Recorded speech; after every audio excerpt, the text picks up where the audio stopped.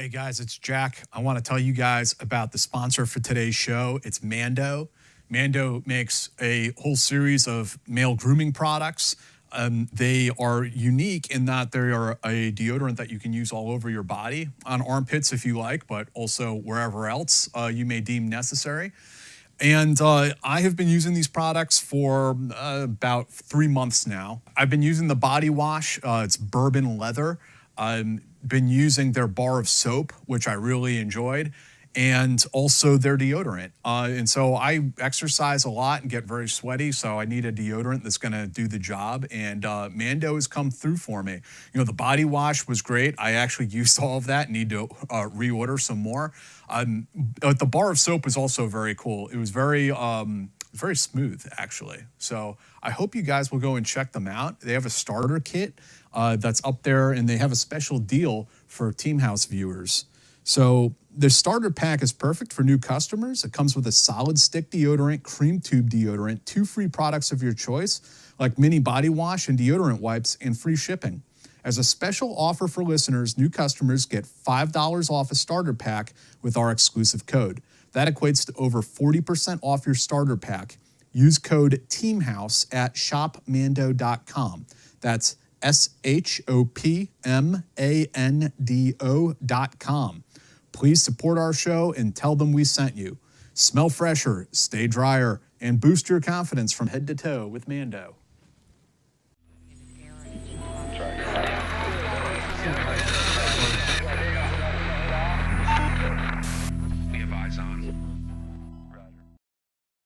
Hey everybody, welcome to another episode of Eyes On.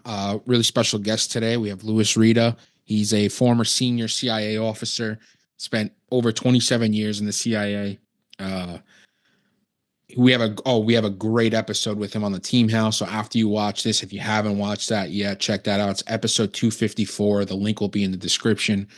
I'll have all the links to find Luis on down in the description as well. And if you want to catch these episodes completely ad-free, early too, a couple days early, both on video and audio, you can check us out on Patreon. That link is in the description as well. Patreon.com/theteamhouse. Luis, thanks for doing this. Really appreciate it. My pleasure. So a lot happening. It's funny because every time I do this show, and I'm the host now somehow, I always say a lot's going on or a lot's cooking, and it always seems to be the case. It's not even like, you know, we'll be in a signal chat and we'll be like, you know what, there's not really much going on. What do we really want to talk about? Do we want to focus on something that's a little bit more evergreen or not? Like, but it seems to be like every day there's something different. As of yesterday, China was doing some exercises around the island of Taiwan. That was the big one as of last night. They were putting out a lot of press statements and stuff like that I was looking at on Twitter. Basically, people were calling it shaping, or like what shaping would, like a shaping operation would look like, and this and that. I mean, what's your view on that? Well, getting to your first point about something happening, I kind of agree with it. I bet you, as we're talking now, some chaotic thing is occurring right now, and what's amazing is so much of it is driven by us, as opposed to the United States reacting to events happening throughout the world. We're creating all these problems and chaos. The Pacific is one great example. And as you point out, you know, the Chinese are doing these military maneuvers around Taiwan. They've been doing them for a while, and they've actually also done them around Australia and sent combat ships around Australia. There's a lot of reasons for that. You've got the basic practice, training, getting ready in the event they decide to pull the trigger and invade Taiwan, or there is a war with the U.S. and they have to go after U.S. allies. It is also the possibility that it's getting everybody used to this. And the more accustomed you become to seeing dozens and dozens of Chinese ships operating in these waters on a regular basis, you may not pay as much attention as you should when the real thing comes. And there's always the political pressure. But I think while that is not necessarily concerning, but something that we should be paying attention to, and trying to figure out and hopefully they do know why the Chinese are doing this. I think one thing that is much, much more significant, and I've not been able to corroborate this because this has come out of Chinese government communications. They claim that Japan, South Korea, and China are talking about a joint coordinated answer to U.S. tariffs on Asia. For me, that is concerning because our two most important allies in East Asia, Japan and South Korea, are now looking to cooperate with China instead of the U.S. And you can see the decline of U.S. influence, U.S. capabilities. I mean, remember, we've got huge bases in South Korea and Japan that we are going to rely on to defend Taiwan to some extent. We've got Guam, but those bases are not enough. We need the big, developed, large bases that we have with those allies. We're watching our allies begin to doubt us, to doubt our resolve, to doubt whether they can trust us, to doubt when we say we're going to do this. Our most recent history is no, we're probably not going to do it. We may not.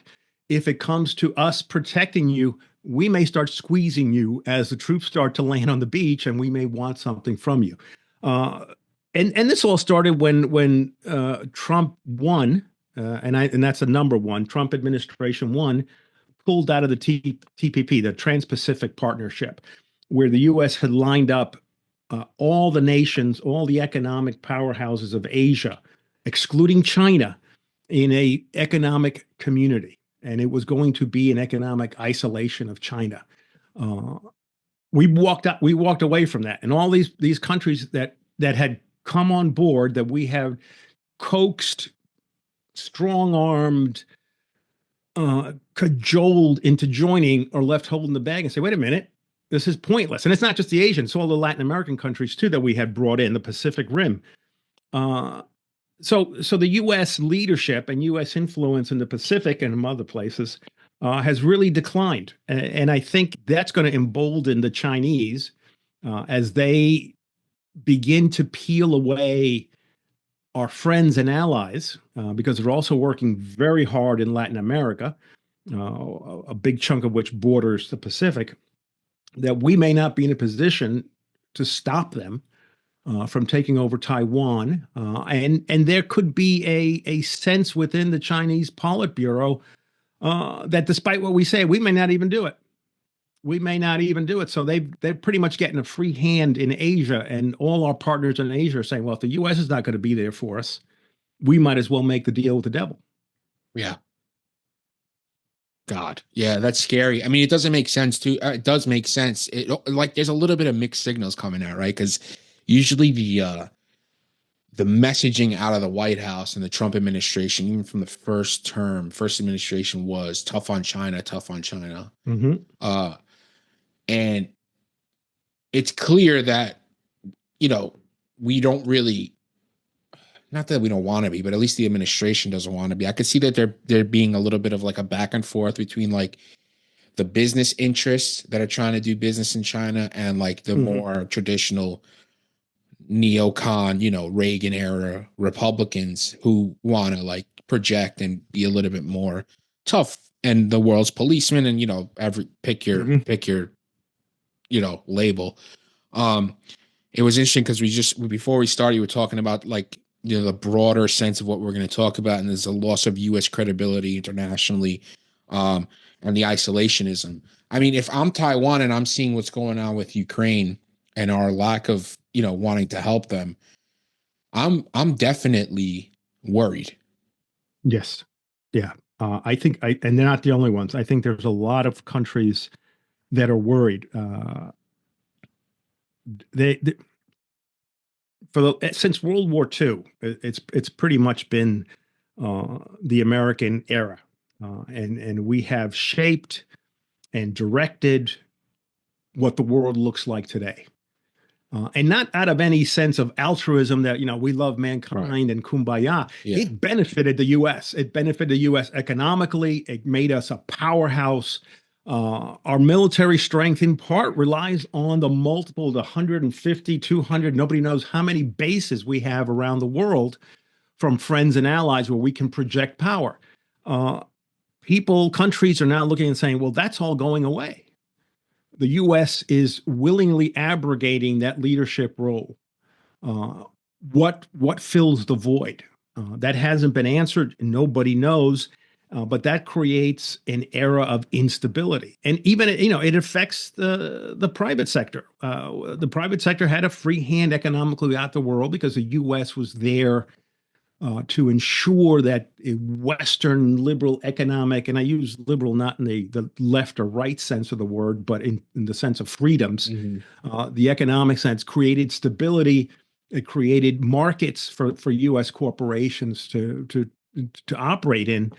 That instability is going to change that. And you cannot, and we cannot in the 21st century rely on only domestic consumption and domestic production. It doesn't work that way anymore. This is not 1910. So that's going to hurt in a whole host of places. And every, right now, I have the impression that the only tool in the U.S. toolbox is a hammer. The only way we want to get things done is we threaten everybody. Do this or we'll blow you up or we'll invade. Greenland is a great example. Yeah. The whole we need Greenland for national security is a bullshit argument. We've always had Greenland for national security. Greenland is affiliated with Denmark. It's part of NATO. We've had bases there. At one point, we had 10,000 U.S. service members stationed in Greenland. We closed the bases down because the Soviet Union collapsed. Yeah. If they wanted bases again, all they got to do is ask, and they'll give them to us. So it's not about security. It's not about, you could start to see it's about money. And somebody wants a piece of those resources, and someone's going to benefit financially. But the question is, are we going to benefit in the national security sense from taking over another country unwillingly? My answer is no. It's not going to. It's going to do damage to us, and it is part of, I think, the lead up to the U.S. walking away from NATO. Yeah, I mean, just from the leak stuff that you saw, where Vance and Hegseth were both commiserating in terms of like talking about how, free ride for Europe again and stuff like that. Just real anti-European sentiment, which I don't really fucking understand. Like, I understand like wanting Europe and the NATO countries to pull their own weight and pay the minimum and do what they need to do.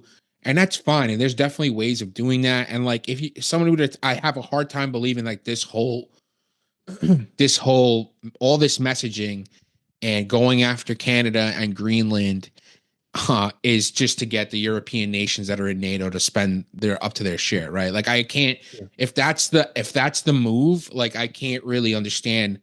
It's a dumb move, I would say, right? Because there's probably other ways of doing it to get, and like, you see what's going on now. Most of the countries now in NATO are all going to spend or exceed what they need to pay for NATO to, the minimum 2% or whatever.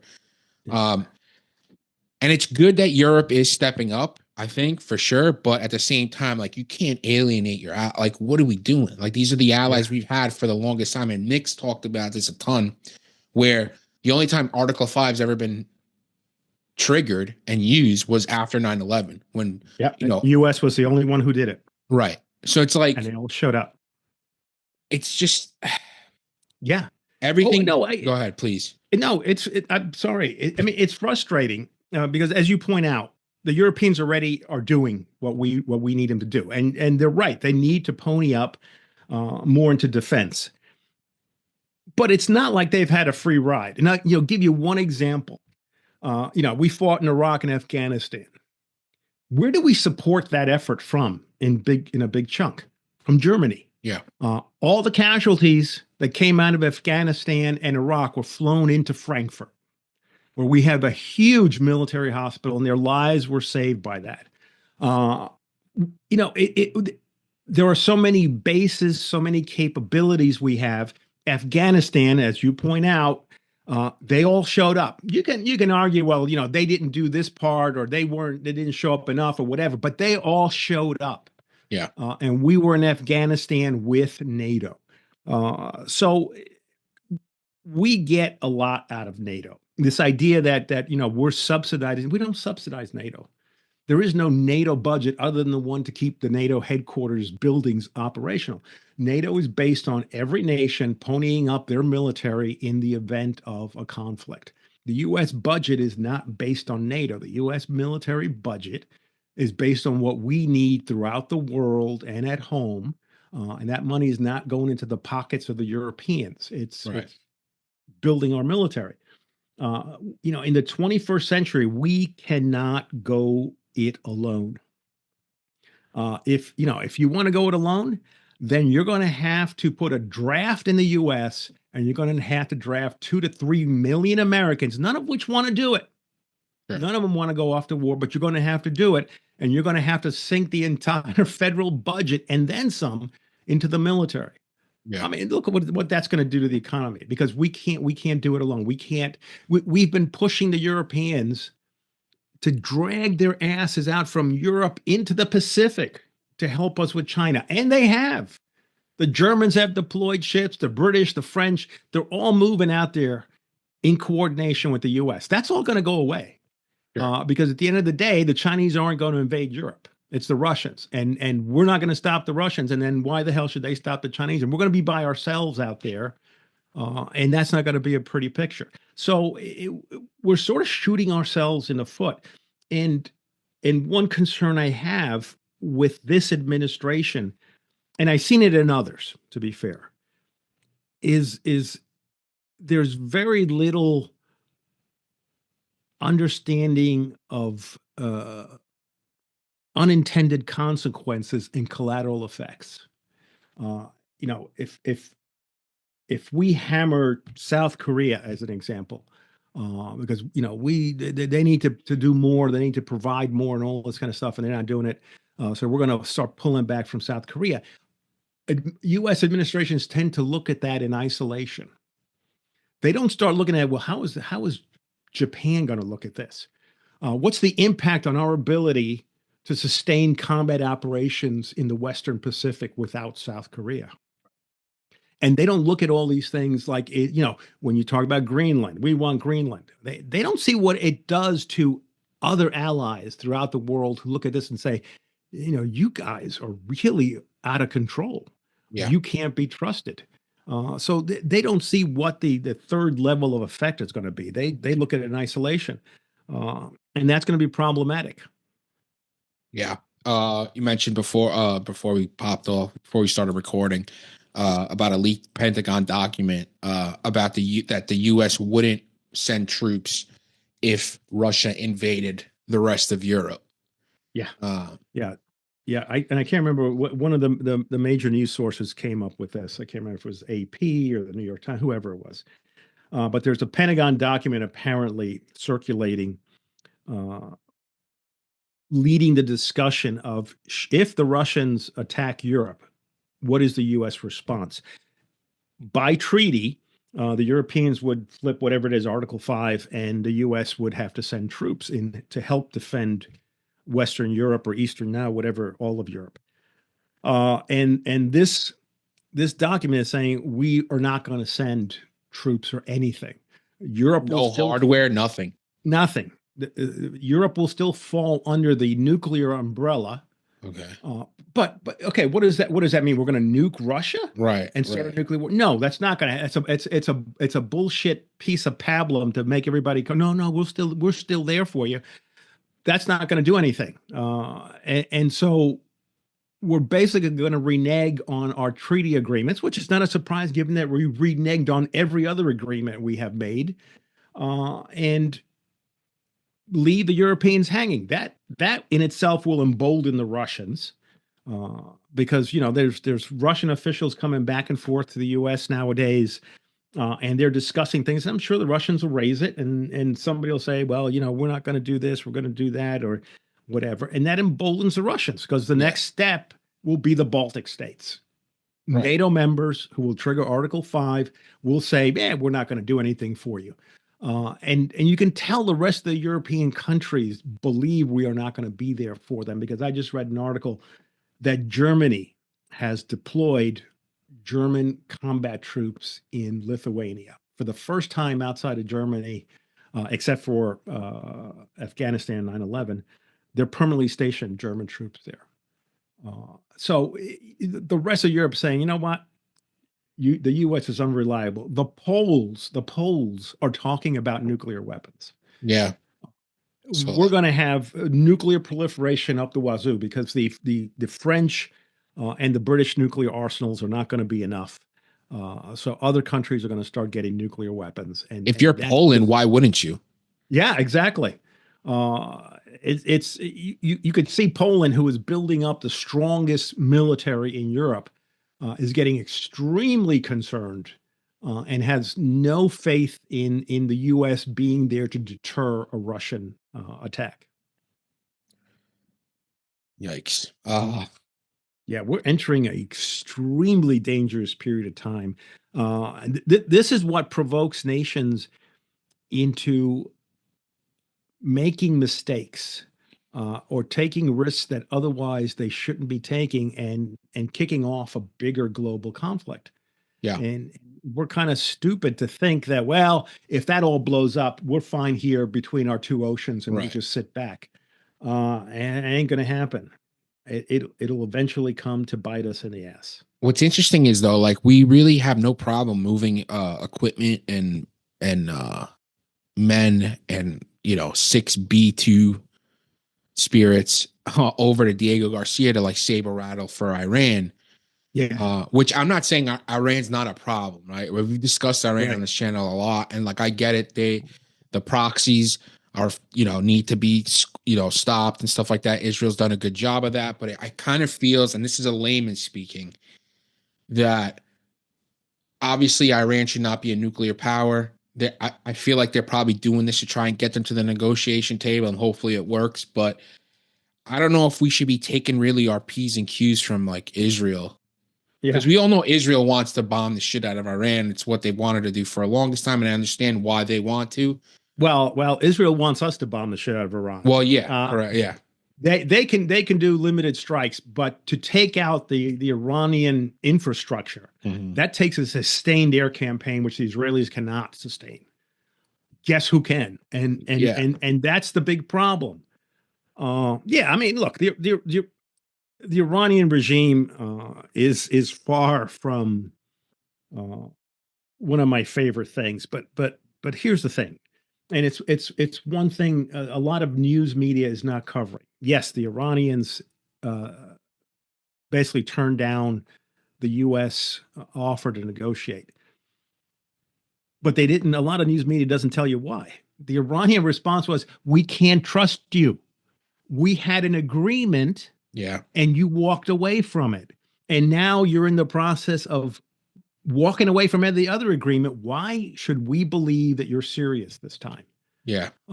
So it's not that Iran is being recalcitrant and fanatical. Iran is saying, look, this is our experience. This is the world we live in. Not your world where you like, oh, we're good, we're kind, we'll do this. No. We're in a world where you go back on every agreement that you've made. And even if we reach an agreement under this administration, there's nothing saying that the next administration is going to change it, because the precedence has been set. During the Cold War, whether you had Democratic or Republican administrations, the goal was the same. You had differences in how you applied it, but we had a consistent policy. And it was a policy of containment that was developed by Truman, the Democrats, and everybody kind of. So, the idea was, we're going to contain, and this is how. Now we'll put more pressure, we'll put less pressure, we'll do economic, we'll do military, whatever it was. But it was a consistent policy. We don't have that anymore. We flip 180 degrees, and we flip on our own. It's like, look at the tariff war with Canada and Mexico. We had the North American Free Trade Agreement. Trump came in his first administration and said, this is a crappy agreement. I'm going to renegotiate. He renegotiated, came back and said, this is the greatest agreement ever reached. And that's the agreement he's violating now and saying it's a piece of crap. Yeah. We're slapping tariffs that we shouldn't be slapping on these people. So everybody is saying there's no point going to the negotiating table with the United States because tomorrow you can switch your point of view and it's totally different. And today we can agree that we will limit the number of missiles and reactors, whatever it is. And tomorrow you'll say, no, we're not happy with that. Yeah. So we shot ourselves in the foot if we're genuinely interested in reaching an agreement with the Iranians. The big question mark is it really just a pressure point to send all these equipment into the area, or are we serious? I'm not a military expert, but I tell you, my concern is the C-17s that were flying out of South Korea. My understanding is in South Korea, there are a number of bunker buster bombs designed to take out the North Korean nuclear program. And I wonder if shifting those C-17s to Garcia, they're bringing in bunker busters because they're serious about doing a strike in Iran. I have no information to that effect, but that's a serious concern. Are they pressuring it, or are they, even if they're pressuring it, are they on a hair trigger to say, well, as soon as they say no, off we go, without consideration what that is going to do to the rest of the region? Because this is not going to be we bomb the Iranian nuclear program, we take it out, and we go home. Everything's changed. Everything's fixed, right? Yeah, no, my God, everything is going to turn into a shit show. Well, according to Charles Lister, talking about that, he spoke to somebody in the U.S. military, active, and told them at end of February that the best we could do is set it back 3 months, and that's us, because they're so deep. Their facilities are already so deep that our biggest bunker busters can't reach it. Which what does that do?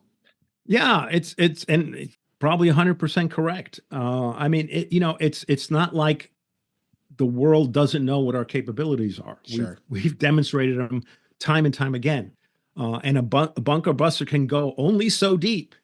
And, they tell you whatever it is, 5,000 feet under a mountain. So, and so what are the Iranians going to do? Oh, we'll go 6,000 feet. Right. It's stuff like that. They spread the program out throughout the country. So it's not one target, two targets. The Israelis had great success with the Syrian and Iraqi programs because they went after one target in each one. We're going to have to go over 100, 120, 150 different targets. That is, 6 B2 are not going to do it. Right. That is a sustained campaign for weeks, if not months. And as you point out, the end result is, okay, we push it back 3 months and give you the reason to speed up your program. Right. Right. Because at the end of the day, are we willing to send in 250,000 troops to take over Iran? Oh, God, no. Absolutely. Oh, my not. God. Right. No. And that's, that's you send in the entire U.S. military. Yeah. What is it? 450,000 Army, 150,000 Marines, and then the Navy, Air Force. That's a serious war when the Iranians will and the military is not powerful or potent, but they'll pony up 2 million people. Right. And you've got insurgencies, you got wave attacks, you got all this kind of stuff, and it's going to suck resources, it's going to suck lives. To what end? Right. And God knows what, another occupation would look like. Yes. How it would change the region. Like that went really well for us for Afghanistan and Iraq. We're really good at that. Yeah, I really like that. We're really seeing the ROI on that come to fruition. More about us losing our international credibility, essentially. We always talk about China, and there was a big talk about pivoting to China, and CENTCOM is just that's never going to happen. We want all the money and the bombs, and it doesn't seem like we're pivoting to China, frankly, because we're moving a carrier group that was in the Pacific to the Middle East now, should be there in a couple weeks, that to supplement the one that we already have there. We're moving C-17s and equipment and assets from South Korea to Bahrain. Is it? I think it was Bahrain, and probably Diego Garcia. Both. Yeah. So I made a snarky comment on Twitter the other day where, like, if you pivot hard enough to the Pacific, you end up back in the Middle East. Yeah. And it Yes, kind of that's seems well like exactly what's going on. Yeah, we can't let go. And Yes. part of the we can't let go is because our relationship with Israel and Israel's need for us to support their aims in the Middle East. Uh, it's hard for us to do it all. It's a matter of fact. The resources that would take. I remember when I was growing up, the U.S. military always had their plan was the ability to fight a two-front war, Yeah. and then it became a war and a half, and then became two insurgencies. Part of it is it costs horrendous amounts of money and resources to do that. And if we're going to fight a war with Iran and pivot to China at the same time, we just do, unless, man, I don't know, we really got to go onto a wartime footing, which I don't think the American people or American industry would like that. But part of the problem is, and you could see it in our discussion, we have reduced ourselves to a military solution for every problem. Pivoting to China doesn't mean we've got to send 300 F-35s and 10 carrier battle groups to China. Yeah. There's a lot of other things we do. And I'll give you an example. There was an article I read like a couple of years ago, and they were interviewing. There was a diplomatic economic meeting in Asia, and they were interviewing some of the Asian diplomats, from Malaysia, Thailand, Japan, et cetera. And they made a very interesting comment. He said, it used to be that when you got to these meetings and the international forums and stuff, we were swamped by American diplomats, and they were, getting the American point of view and pushing for the American agenda and all this kind of stuff. He says, now we don't see American diplomats. You know who we see? Chinese diplomats. And they're pushing the Chinese line. And we have surrendered the diplomatic initiative, which was very effective, especially during the Cold War. Sure. We got rid of AID. We got rid of Voice of America. We've reduced the State Department. We have a much, much smaller footprint overseas, which means less influence, which means less ability to use soft power, which everybody, is a derogatory term nowadays. We don't have the ability to shape the environment, to shape the situation that we used to be able to do just by flexing diplomatic and economic muscle. The only option now we have is we're going to blow you up. Yeah. And that's only going to hold true for a certain time, and then that's going to go out the window. So we have given that up, and now the only option we have is we're going to fly B-2s to Diego Garcia. Yeah. Yeah, an obvious like show of force, right? Because the whole point of B-2s we talked about in the last episode is like they're supposed to be stealth, right? We're not really no one's supposed to know they're coming. Yes. So, and they can fly from St. Louis or Missouri to wherever they need to go across around the globe to do what they need to do. Yeah, I mean, we do a really good job, I think, on this show is trying to like be analytical and stuff. Not so much me. I'm more of like ready, fire, aim, meaning like there's things that like I don't agree with, right? And being non-political, like Mick does a really good job. So does Andy and stuff. But Andy's had his experiences like with the Mozart group in Ukraine and stuff like that. So his stance is pretty clear, in terms of. So is Mick. Obviously, Mick's a former, ground branch guy. Like, what are we talking about? So, his stance is kind of clear too. But he's very good at being analytical and as apolitical as possible. Me, not so much. Like, I think the effect Israel has on our geopolitical view and our foreign policy, I think, is extremely detrimental to what we're trying to do. Especially if we're trying to really counter China, which I think is what we should be doing, and countering Russia, because like, sure, we've spent given $150+ billion, but the Russian military is in shambles, right? Like you would have never gotten this, and not a single American troop has died. Yeah. So there are, And so like, oh, like the proverbial toxic relationship that we have with the Middle East, Yeah. that Israel continues to like pour some gas on it, Yeah. I think is a detrimental thing to U.S. foreign policy. It is. It's look, I mean, the Middle East is the Middle East. It is an area that is sucking up our attention, our time, our resources when it shouldn't be sucking up that much. Right. I mean, you point out, yes, we've given billions to the Ukraine, but yeah, I come from an intelligence background where I look at that and say, money's a tool. I don't come from the private sector, and money is the end all be all. Money is a tool, Right. and that tool is destroying the Russian military. One chess piece off the board, something we don't have to worry about. Now, we walk away from Ukraine, we will have to worry about the Russian military because they will rebuild.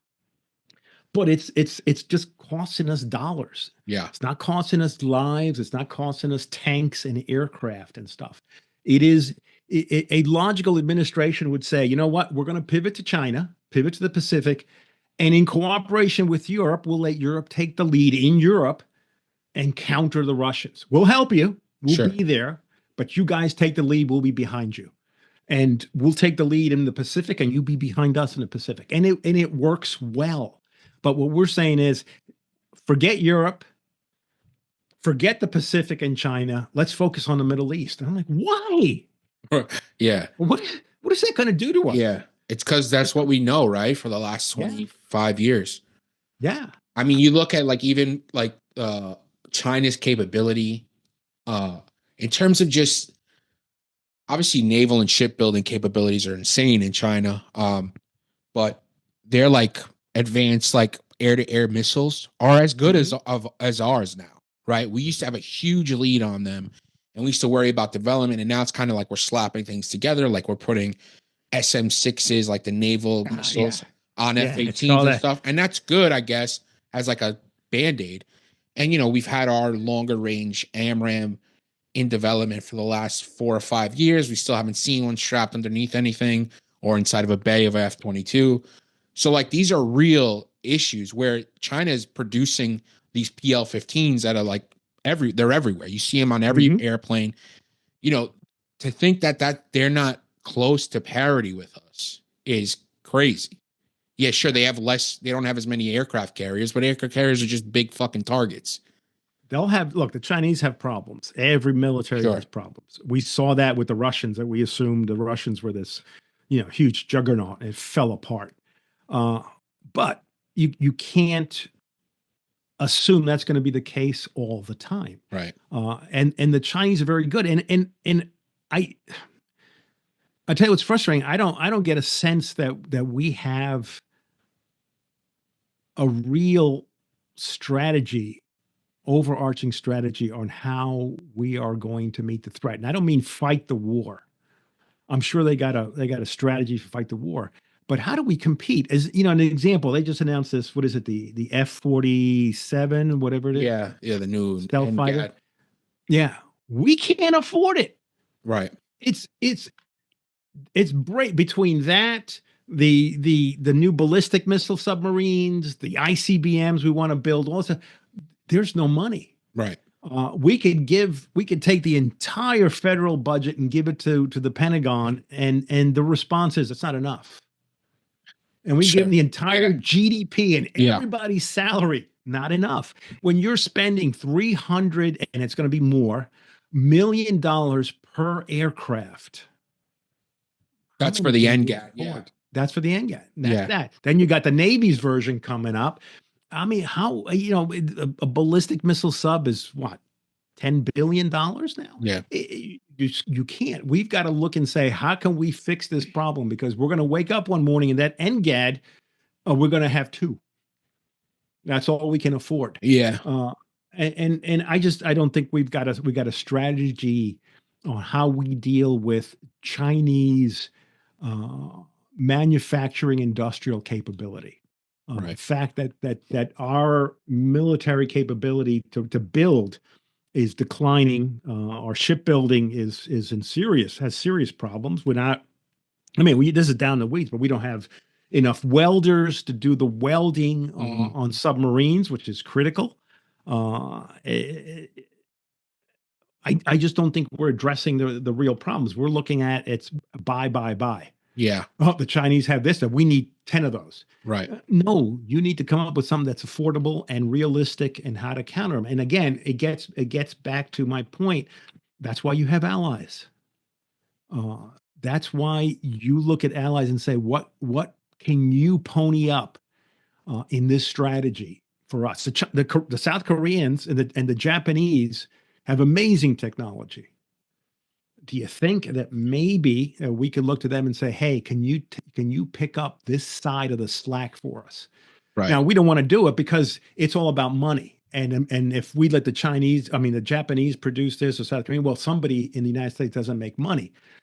But I'm not looking at it from the money angle. I'm looking at it for the national security angle. And there's Sure. no reason we can't sit there and say, let's come up with a joint manufacturing capability that enhances what we have and gives us the ability to match the Chinese. Yeah. I mean, it that would make sense. Yeah, but sense is not on the docket nowadays. Yeah, it's just it's kind of it's. I mean, I guess it's a little scary and a little worrying. Where we clearly have a rival, right? And the goal Mhm. should be to out technology that rival, right? And make sure we're Yeah. at the position where we can dictate terms if we need to. Uh, Mhm. and it seems more and more that that's not the case because yeah, Russia. We talked about Russia's army and their military, and it kind of almost completely collapsed. But they didn't spend the amount of money that China spends, right? Like they Mhm. spent, Yeah. I think it was 70 billion a year, like which is a lot of money, but China's spending, Yeah. upwards of 500 billion. And that parity is real. That purchasing parity thing is absolutely real. Like they're getting Mhm. a lot more for their money. Yeah. Um, and so I don't know what we're doing really, because I don't think we need 12 aircraft carriers anymore, right? Maybe four to project our Yeah. power in the Middle East where we know they won't get shot out of the water. Yeah. I have to ask myself that question because I'm rereading uh, a great trilogy on the U.S. Japan naval war in the Pacific, World War II. And you can see the similarity at the lead up to the war. Everything was about battleships, battleships, battleships, battleships. They were just incredible. And in one morning in Pearl Harbor, that was it. Done. Yeah. Battleship's a piece of shit. It can't survive. And the aircraft carrier reigned supreme. And I wonder to myself, are we at that point where carriers, carriers, carriers, Yeah. and it doesn't do it. It's not what it used to be. As the Chinese develop these long range area denial weapons, where you can't get your aircraft carrier close enough to launch your planes to strike China for fear that Chinese missiles are going to sink your aircraft carrier. Yeah. But we've got generations of naval officers who grew up with aircraft carriers. And maybe you're right. Maybe 11 or 12, we don't need them anymore. Yeah. Maybe that's not the weapon to take into the Pacific. Like you said, I think it's submarines, right? Just take that money. The 15 billion you're going to spend or 20 billion you're going to Mhm. spend on an aircraft carrier and put it into submarines. Yeah, yeah. Um, It's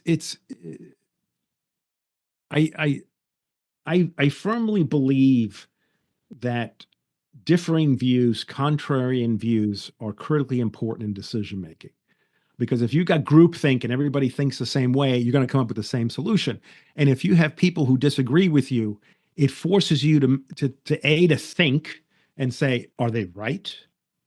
And am I wrong? I do need to look at what they're pointing out yeah. and maybe make allowances. And I think we as a nation, or at least as administrations, as governments, as military, we have groupthink. This is what we believe in. This is how it's got to go. And those people who think differently are just shunted aside. Remember, if no, I don't even remember, but uh, before World War II, there was an Army officer named Billy Mitchell who was as a general officer, advocating air power. And he demonstrated what long range bombers could do to a battleship. And he took the old World War I German battleships that we had taken and sank them. And he showed that, your battleships just aren't cut out for modern warfare. The result of which he was court-martialed Oh for wow. insubordination. Yeah. Yeah. And I and that was another example of groupthink. You had groupthink where it's the battleship, this is supreme. It was groupthink when, again, I don't want to hark on the same thing, but Pearl Harbor came and there was groupthink. Japanese pilots suck. Japanese aircraft are poor copies. They're no good. And Pearl Harbor happened. They realized Japanese carrier pilots were the best in the world. And the Japanese Zero was the best carrier-based fighter in the world. And that groupthink had discounted that. And I wonder if we're into that groupthink where it's the aircraft carrier. This is how we're going to deal with it. And, you want to say, listen to people who disagree. Even if the people who disagree with you are wrong, Sure. listen to what they say. There may be points that are important to listen to. They may be right. It'll make you think, and you have to defend yourself. Because if you got people say, no, the aircraft carrier sucks, you got to sit down and think, well, does it? Yeah. Is it the right thing? And it forces you to come out to it. And I think we're on the I don't know, it's not necessarily the wrong course in the Pacific, but we are on a course that is not going to guarantee us success in the Pacific. We may get it, and I'm jumping all over the place. That's all right. But I want to point out, you used a very interesting word, which I 100% agree with. You say we have a rival in China, and too often we run around saying China's a threat. No, it's not. China is not going to invade us, and China's not going to. Not yet. Maybe in 100 years. But they are our rival, and the Chinese clearly have a strategy, and that is to become the preeminent power in the Western Pacific and Eastern Asia. They don't care at this stage what we do in the Eastern Pacific, but they want to be able to be dominant in the Western Pacific. Mm-hmm. They don't have the ability yet to project significant power beyond that, whereas we do. They want to get there. But they're not there yet, but they're doing it step by step. And we are stepping out of that as evidenced by Japan, South Korea talking to China about coordinated tariff response, and allowing the Chinese to have that, to gain that dominance in Western Pacific, Eastern Asia. That is scary. Like actually like trying to like them, if it's real, like coordinating with South Korea and Japan, because they are going to have that economic influence on them, right? And part of our power, sure, we have nice, hairy, weapon systems and stuff like that are scary, but it's economic power is how we've like thrown our weight around since World War II. Yes. And it is that economic power, which the Chinese have latched onto. It's got to be, yes, you have to back it up with significant military power. But the lead on this is the economic power, the fact that everybody uses the dollar, that everybody has to use a SWIFT system to move their dollars around. And that's what allows economic embargoes. We just flip the switch. You can't use it anymore. Yeah. And entire nations are screwed over. You start to lose that, and you lose a significant amount of influence and power and weight. And military power is not going to take that place. We can't run around the world beating everybody up. Can't do it. Right. Yeah. I'll give you an example. Growing up during the Cold War, American cultural influence dominated everything. Everybody wanted to be American. Everybody wanted to wear Levi's, listen to rock and roll, watch American televisions.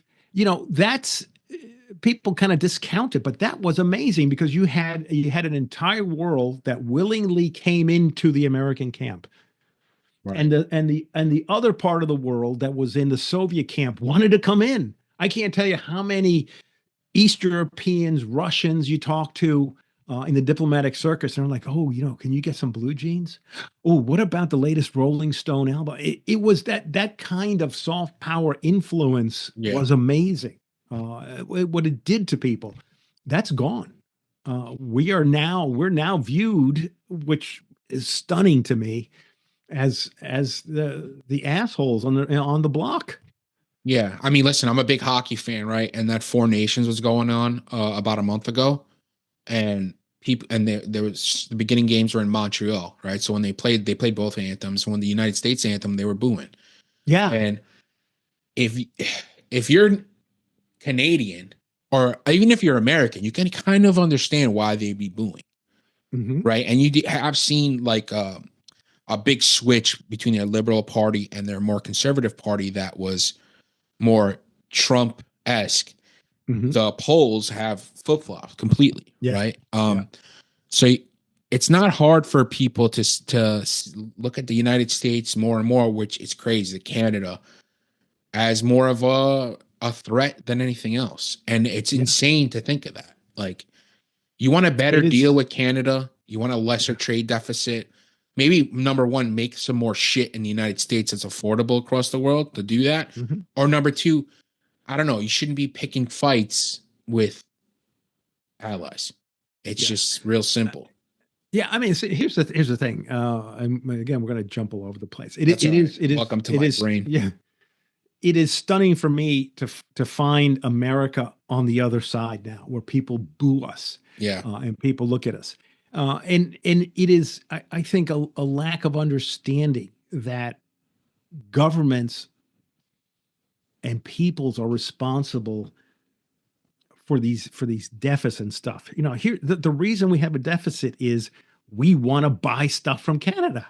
right. And why do they manufacture overseas? Because American companies move their production overseas because it's cheaper and it increases their profits. Right. Not because of government policies. I mean, government policies are driven by the private sector saying, we want bigger profits, so we want to move our car factory down to Mexico because we're paying them whatever it is, $400 a month, and we don't have to deal with the labor laws we have here. You can't unless you're going to institute a dictatorship. You can't force American companies to come back, right? And you can't go out and beat up the Canadians who are providing something that we want. It's like the Canadians showed up and say, you need to buy all your lumber from us. Yeah. No, we're like, hey, we like your lumber and we like the price and we're going to buy it. It's the same thing. I was listening to some guy who's very knowledgeable in the oil industry. And he said, yes, we import Canadian oil. Says, but we don't use it. We don't consume it. It says American companies bring Canadian oil in and turn it around, refine it and sell it to other countries. They make profits from that. It's not that we're, that oil comes in and Americans consume it. It doesn't even hit the pump here. It goes someplace else. It's we're fighting fights that we don't have to fight. Sure. And not paying attention to the fights we need to be fighting. Yeah, Louis, I mean, this is freaking awesome. I could talk to you all day. Let's do this again for sure. Sure, happy to. And we'd love to have you back on the Team House as well. Again, if you guys want to hear about Louis's over 27-year career in the CIA, check out episode 254 on the Team House. The link is in the description there. Have I forgot to mention anything? I mean, we've hit all the spots, but there's 1,000 things, and we'll never cover it. And there's probably 4 more things that have just occurred. Yeah. But next time we can sit down and discuss how the invasion of Greenland went. Oh yeah, exactly. How the U.S. performed. Doing a after action review. After action. Yeah. Of course, anything, if you guys want to find Louis, the links are in the description. All the links for the rest of the guys are in the description as well. And the best way to help support the show, you get ad-free audio, ad-free video, early access, is patreon.com/theteamhouse. Luis Rueda, thanks, man. Really appreciate it. Hey, my pleasure. You have a good day. Hey guys, it's Jack. I just want to talk to you for a moment about how you can support the show if you've been watching it, enjoying it, but you'd like to get a little bit more involved and help us continue to do this. You can check out our Patreon. It is patreon.com/theteamhouse. And for $5 a month, you can get access to all of these episodes of the Team House ad-free. The same goes with our affiliated podcast, Eyes On, with Andy Milburn, Jason Lyons, Mick Mulroy. That one, you will also get all of those episodes ad-free. And you support the channel and the show, and we really appreciate it. The Patreon members are literally what has helped this company, this small business survive, especially during our early years. And you are what continues to help this thing going, even as we navigate the turbulent world of YouTube advertising. So we really appreciate all of you guys. There's going to be a link down in the description to that Patreon page, and there is also going to be a link to our new merch shop. So if you guys want to go and get some Team House merchandise, we got stickers, and we also have patches. And I should mention, if you sign up for Patreon at $10 a month, we will mail you this patch as well.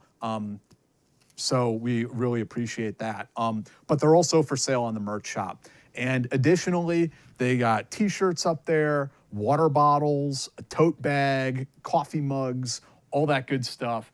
So please go and check them out and support the show. We really appreciate it, guys. Thank you.